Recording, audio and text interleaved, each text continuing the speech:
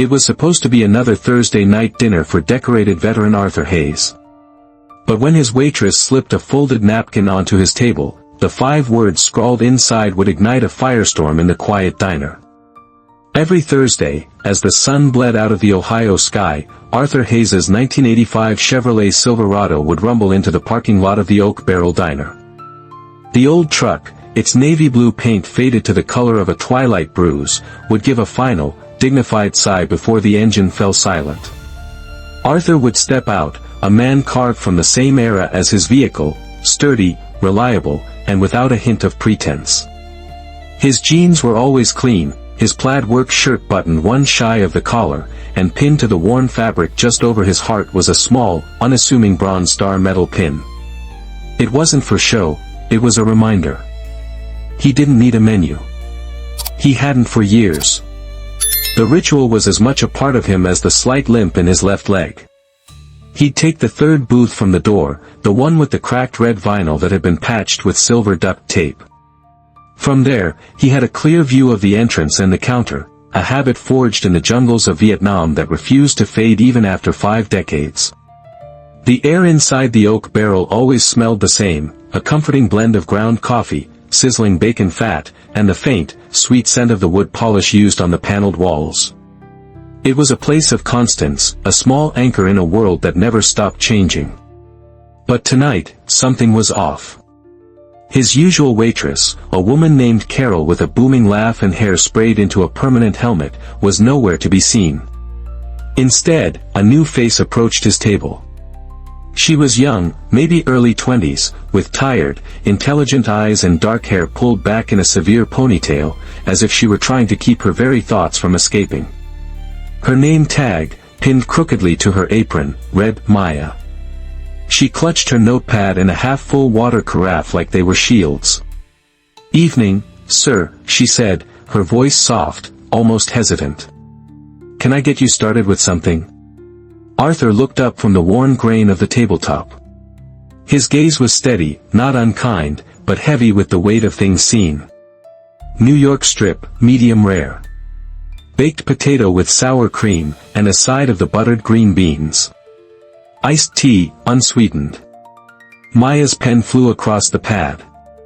"Yes, sir." She was already turning, eager to retreat to the relative safety of the kitchen. "And a slice of lemon for the tea," Arthur added, his voice calm and even. She stopped, her body stiffening for a fraction of a second. She nodded without turning around, scribbled the note, and then disappeared through the swinging kitchen doors. It should have ended there. Another order placed, another meal to be cooked and served. But 5 minutes later, she returned, carrying only a single glass of iced tea. She set it down carefully, the ice cubes clinking nervously against the glass. As her hand retreated, her fingers brushed against a folded paper napkin, sliding it from under her palm to rest beside his glass. It was a small, almost imperceptible movement. But Arthur had spent a lifetime noticing small movements. His eyes met hers for a brief, electric moment. Her expression was a mixture of fear and desperate resolve. He gave a nearly invisible nod. She turned and walked away, her back ramrod straight. Arthur let the condensation on his glass begin to pool before he reached for the napkin. His hands, though weathered and scarred, were steady as he unfolded it. The paper was thin, almost translucent from the pressure of the pen. Inside, 5 words were scrawled in a rushed, slightly shaky script. "They're watching. Please be careful." Arthur froze. The low hum of the diner, the clatter of silverware, the murmur of conversations, the distant sizzle from the kitchen, faded into a dull roar. He didn't look around. He didn't need to. He folded the napkin slowly, precisely, and tucked it into his shirt pocket, right next to the cold metal of his pin. The quiet evening had just ended. The words on the napkin settled in Arthur's gut like a piece of shrapnel. "They're watching." It was a phrase he hadn't encountered outside of a war zone, yet here it was, nestled between the salt shaker and a bottle of ketchup in a Midwestern diner. He took a slow sip of his iced tea, the cold liquid doing nothing to quell the heat rising within him. He scanned the room, not with his eyes, but with a sense of awareness that had been honed by decades of instinct. His gaze didn't linger on any one person, but he catalogued them all: the family with 2 young kids in the corner, the pair of truckers debating at the counter, the teenage couple sharing a milkshake. And then he saw them. In the largest booth at the far end of the diner, partially cloaked in shadow, sat 4 men. They weren't loud or overtly aggressive, but their collective posture radiated an unnerving sense of ownership. They wore matching navy blue polo shirts with the logo of a local construction company embroidered on the chest: Hartman Homes. The man at the head of the table, clearly the leader, was in his 40s, with a perfectly groomed beard and a gold watch that caught the low light. He was laughing at something one of his companions said, but his eyes weren't part of the smile. They were scanning the room, cold and calculating. A few minutes later, Maya reappeared. She moved toward the table next to Arthur's, her rag in hand, and began wiping it down with a feigned diligence. As she bent over to clean the table's leg, she knelt, pretending to pick something up off the floor. "The booth in the back," she murmured, her voice barely a whisper, her face hidden from the rest of the diner. "The man with the watch, that's Rick Hartman. They've been coming in every Thursday for a month." Arthur didn't move his head. "What about them?" he asked, his voice a low rumble. "They complain," she breathed, her words rushed. "Last week, a black family came in. Hartman's group got up and left without paying for their drinks. Told my manager, Kevin, that certain people were ruining the atmosphere." She risked a glance up at him, her eyes wide with a mixture of terror and defiance. "Tonight, they saw you come in. I heard him tell the others, let's see how long this one lasts." Arthur's jaw tightened. It was the same old story, just a different chapter. He had read this book 1,000 times. He processed the information calmly, his mind working like a military strategist's. Know your enemy. Understand the terrain. And the manager? Kevin. He's afraid of them, Maya whispered, quickly getting back to her feet as another waitress walked by. Hartman's company is building a new subdivision. He brings his whole crew here for lunch twice a week. Kevin thinks he can't afford to lose the business.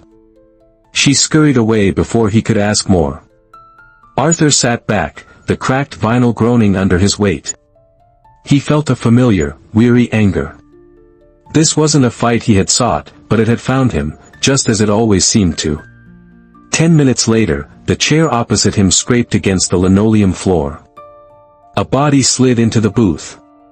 Arthur lifted his head slowly. It was Rick Hartman. "Evening," Hartman said, his smile as slick and artificial as the vinyl on the seat. He leaned forward, resting his forearms on the table as if they were old friends. "I'm Rick Hartman. I couldn't help but notice you're here every Thursday, same as us. A man of routine. I respect that." Arthur said nothing. He just watched him. Hartman's smile faltered for a second before he recovered. "See, we're all about community here. The Oak Barrel is a local institution, a family place. We're all just trying to protect that family atmosphere." He leaned in a little closer, his voice dropping. "I'm sure you can understand that some elements can unintentionally disrupt that. Makes folks uncomfortable." Arthur finally spoke, his voice level and devoid of emotion. "The only thing making me uncomfortable right now is this conversation." Hartman chuckled, a dry, humorless sound. "Look, I'm just saying. This is a place for neighbors. For locals. And we like to keep it that way." He tapped a thick finger on the table, right next to Arthur's glass. "It's not personal. It's just about fit." Arthur leaned forward, mirroring Hartman's posture. The air between them grew thick and heavy. "Let me tell you something about fit," Arthur said, his voice dropping to a near whisper, yet carrying more weight than Hartman's bluster. "I earned the right to sit in any booth in any diner in this country, in ways you can't even imagine. And I'm not going anywhere." For the first time, Hartman's mask of civility cracked. A flicker of raw anger flashed in his eyes. He stood up abruptly. "Have it your way, old man. But don't say you weren't warned." He turned and walked back to his booth, leaving Arthur alone in the sudden, ringing silence. The fight had begun. 15 minutes bled into 20. Arthur's steak never arrived. The ice in his tea melted completely, turning it into a lukewarm, amber pool. He watched the kitchen doors swing open and shut, revealing glimpses of hurried movement and steam, but Maya never emerged. The energy in the diner had shifted. Conversations seemed more subdued. The clatter of forks felt louder. Arthur knew this kind of quiet. It was the calm before a storm, the held breath before the first shot. He flagged down a young busboy, a kid with freckles and nervous hands. "Have you seen my waitress, Maya?" The boy's eyes darted towards the back of the restaurant before meeting Arthur's. She went out back. I think Kevin, the manager, wanted to talk to her." He grabbed a stack of dirty plates and scurried away, clearly wanting no part of whatever was unfolding. Out back. The word sent a cold spike of dread through Arthur. He slid out of the booth, his movements deliberate and silent. He dropped a $10 bill on the table for the tea and walked not towards the front door, but towards a side exit marked "Employees Only." The door opened into a narrow, grimy alleyway. The air was thick with the smell of grease and damp cardboard.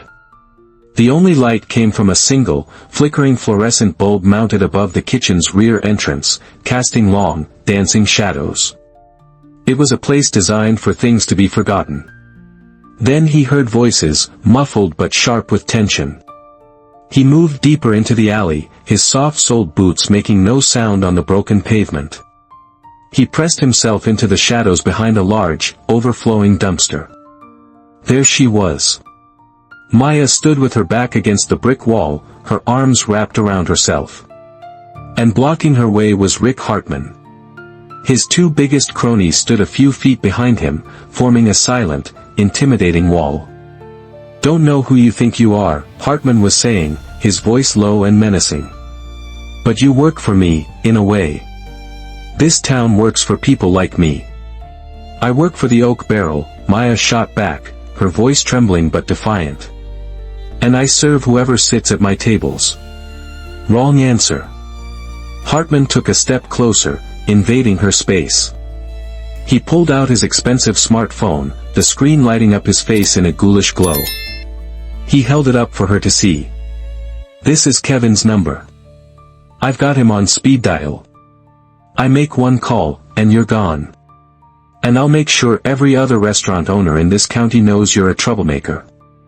You think you can find a job to feed that kid of yours then?"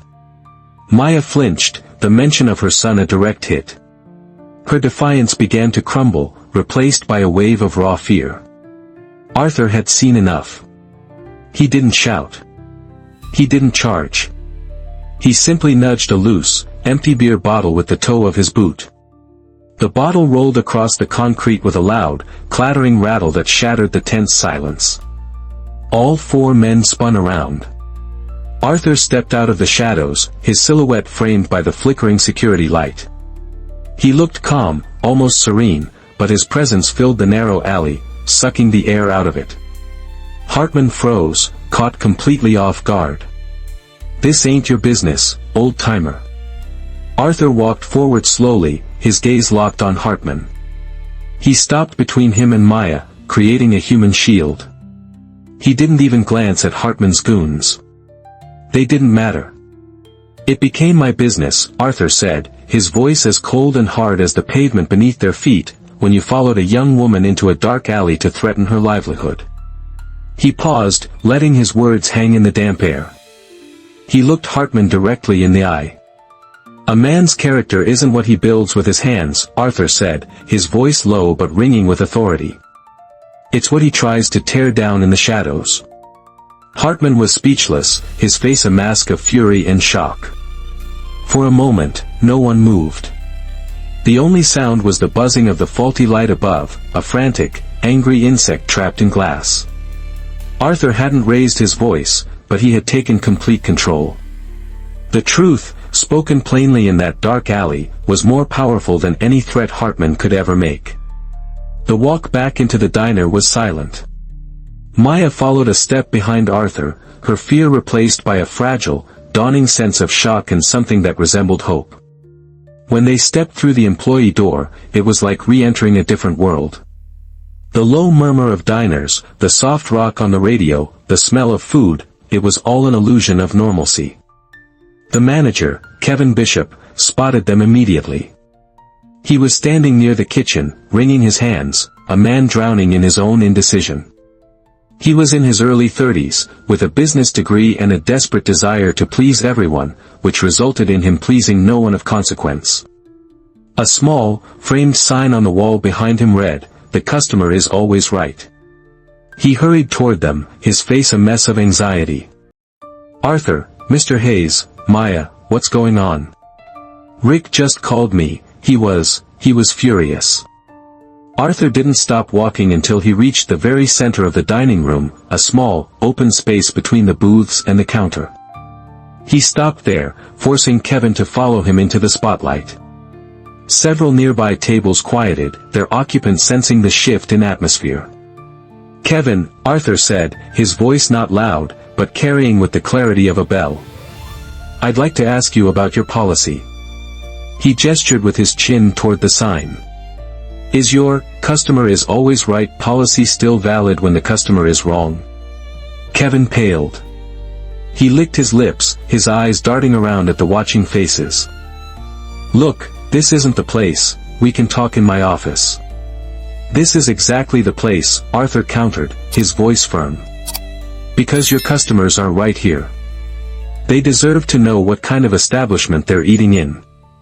Is it a place where a decorated veteran can't eat a meal in peace?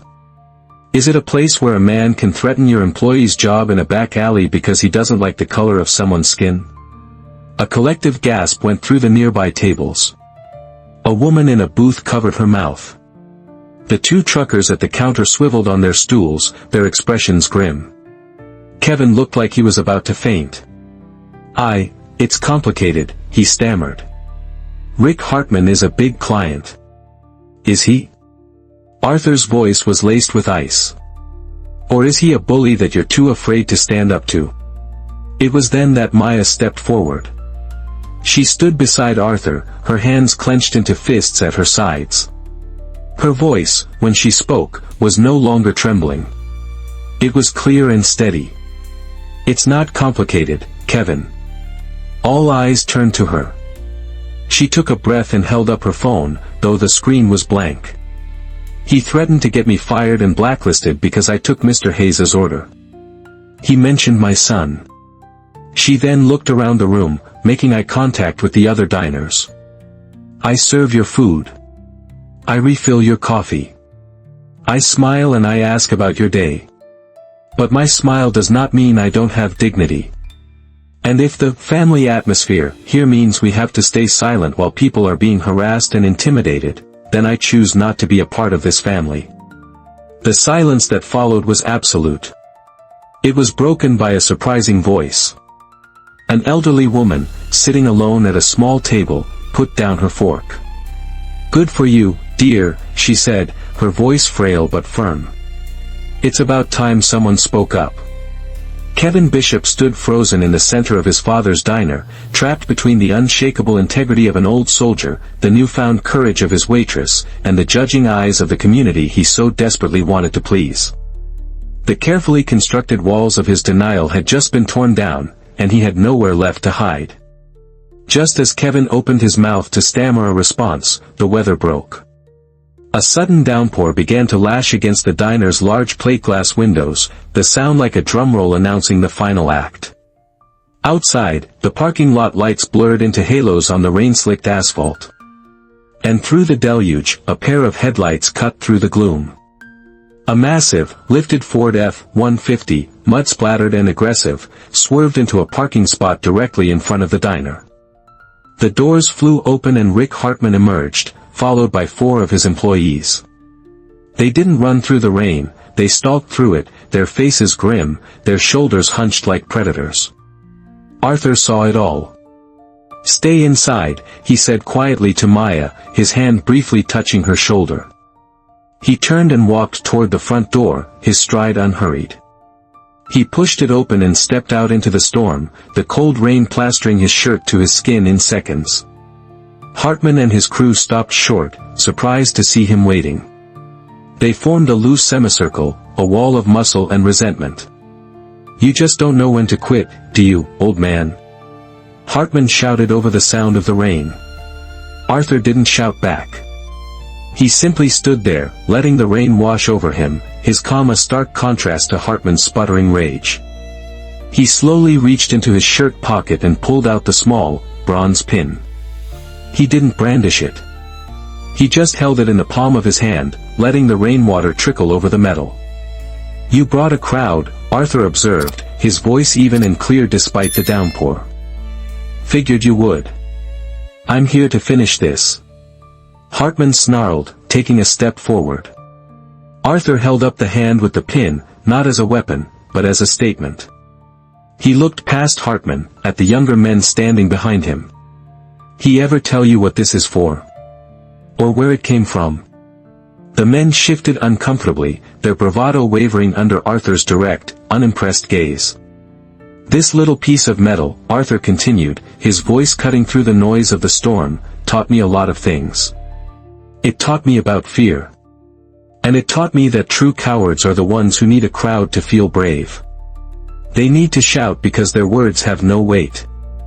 They need to threaten because they have no real power." He took a step forward, closing the distance between them. Hartman instinctively took a step back. "You're not powerful, Rick," Arthur said, his voice dropping lower, more personal. "You're just scared. Scared that this town, this world, is changing, and you're being left behind. So you try to tear down anyone who reminds you of that fact." At that precise moment, a side door to the diner creaked open. The diner's head cook, a massive man named Sal whose forearms were covered in tattoos and burn scars, stepped out.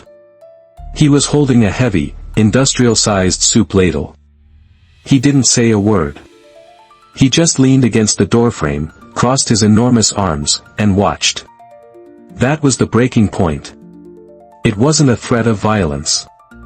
It was a silent declaration of allegiance. Hartman saw it. He saw the old soldier who wasn't afraid of him. He saw his own men, their certainty evaporating in the rain. And he saw the cook, another piece of the community, standing against him.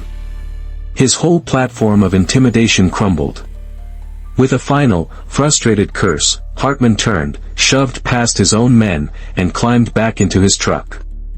A moment later, the others followed, their retreat clumsy and defeated. The engine roared to life, and the F-150 sped out of the parking lot, its red taillights vanishing into the night. Arthur stood alone in the rain for a moment longer, the cool metal of the pin resting in his palm. He looked at Sal, who gave him a single, slow nod before disappearing back into the kitchen. The storm was passing. The following days were quiet. Arthur didn't return to the diner right away.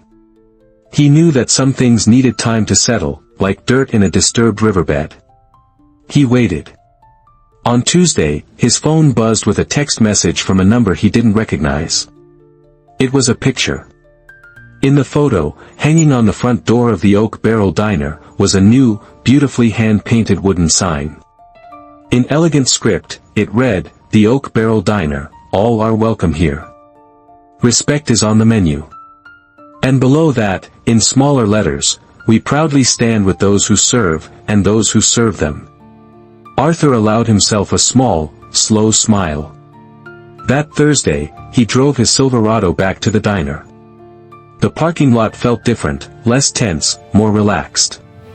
Inside, the change was palpable. A young, multiracial family was laughing in the booth that Hartman's crew used to occupy. Two women in hijabs were sharing coffee near the window. It was still the Oak Barrel, but its soul felt lighter. Maya greeted him at the door, and for the first time, the smile in her eyes was genuine, free from the shadow of fear. "Your table is waiting, Arthur," she said. He took his usual seat. The meal was perfect, as always. When he was done, Maya brought the check, but she also brought a small plate with a slice of apple pie. "This is on the house," she said softly. "Kevin says it's a new policy, a little extra sweetness for our regulars." The words were simple, but they held a world of meaning. The restaurant, under Kevin's new and shaky leadership, was trying to be better. Arthur looked over at the counter. Kevin was there, directing his staff. He looked tired, but he also looked taller, straighter. He caught Arthur's eye and gave a hesitant but sincere nod. Arthur nodded back. No words were needed. He paid his bill, but before he slid the leather folder back to Maya, he tucked a crisp $50 bill inside. Beneath it, he placed a small, folded piece of paper. He stood, put on his hat, and turned to leave. "Thank you, Arthur," Maya said, her voice thick with emotion. He looked at her, at this young woman who had risked everything for a simple principle. "Courage is a choice, Maya," he said. "You made the right one." As he drove away, the sun was setting, casting the sky in shades of orange and purple. Maya opened the folder and found the 50. Underneath, on the slip of paper, were 4 words written in Arthur's neat, strong hand. "For your son's future." Tears welled in her eyes as she realized the full weight of his gesture. It wasn't just money. It was a belief. An investment in the world she was fighting to build for her child.